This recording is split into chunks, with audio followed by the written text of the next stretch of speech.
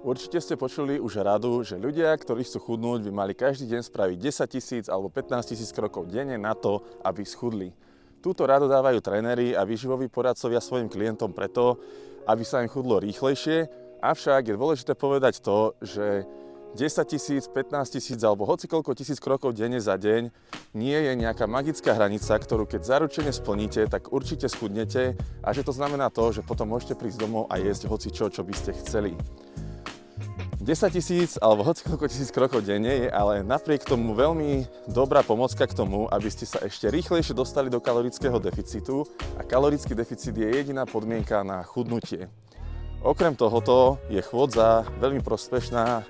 pre ľudí s nadváhou alebo obezitou, pretože je nenáročná na kĺbový a teda aj pohybový aparát a pokiaľ máte nejaké zdravotné obmedzenia a nemôžete napríklad cvičiť alebo behať, bicyklovať alebo robiť nejaké podobné fyzické aktivity, za ktorými možno musíte cestovať aj do fitka,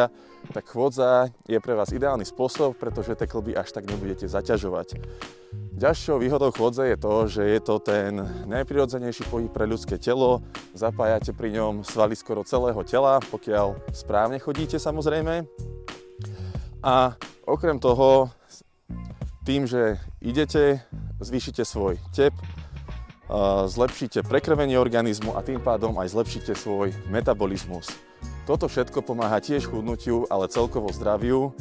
Okrem toho budete na čerstvom vzduchu, takže to môže prospieť aj pľúcam a je to aj časovo nenáročné. Takže pokiaľ niekto nemá čas chodiť do fitka alebo je časovo vyťažený a robiť to kardio tam, môže sa hocikedy zobrať so psom alebo s deťmi alebo aj sám so sebou, dáš si sluchatka, vypočuješ si podcast, čiže môžeš sa aj edukovať, alebo si vypočuješ nejakú svoju obľúbenú hudbu, nazbieraš tie kroky, ktoré potrebuješ a potom na konci dňa vieš, že si pre svoje chudnutie spravil to, čo si mohol, že sa cítiš lepšie, spravil si niečo pre svoje zdravie a ten kalorický deficit a tú svoju vytúženú formu dosiahneš oveľa rýchlejšie, než keby si bol odkazaný len na to, že si doma, obmedzuješ sa v strave a ideš možno párkrát do týždňa cvičiť. Takže